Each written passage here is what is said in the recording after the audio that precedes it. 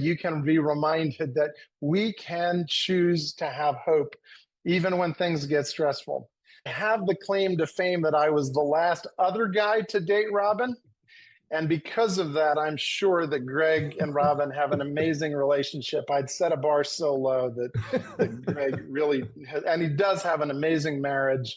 But one of the things that is critical for all of us and is very real is the whole idea that we're going to talk about of the habit of overcoming setbacks.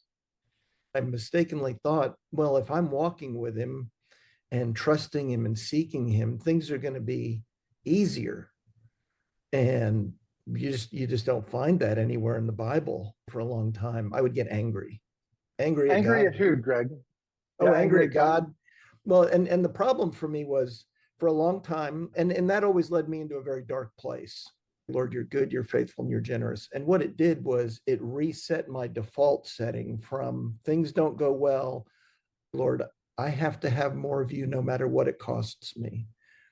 And I want comfort. I love comfort. I love comfort and pleasure and ease. But Lord, I have to have more of you no matter what it costs me. And if it costs me being uncomfortable, that's worth it.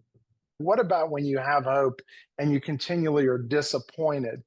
But in the fall of 2021, our daughter, middle daughter, and her older son were living with us. She was going through a separation and eventually a divorce. And they'd been living with us for a number of years. And she said, well, they're about to put us on a helicopter and fly us to a larger children's hospital where they could handle Will's situation.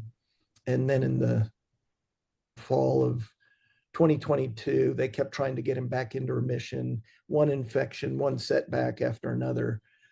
She said, I think I need to go to the ER. And I tried to take her pulse and couldn't find it in her wrist, couldn't find it in her neck. I think it was because her heart was beating so hard and so fast that you couldn't distinguish the beats.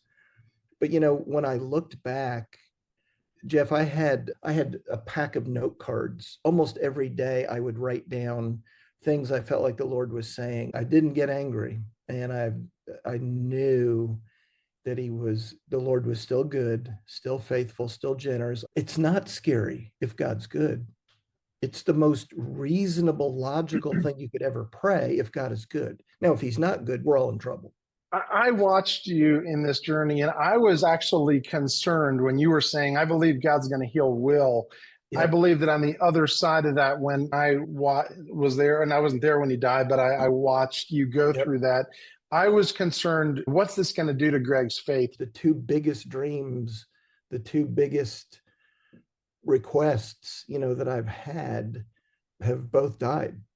It's okay to feel disappointed, but you can't nurture the disappointment. I would rather continue to learn how to deal with disappointment than lower my expectations so I can't be hurt again. I believe God and I help other people believe God. If I was to put a summary, it's overcoming setbacks, trusting God is good, faithful, and generous, even when you're not seeing it in the moment. But hope is not only doing the right things, it's shutting off those wrong voices.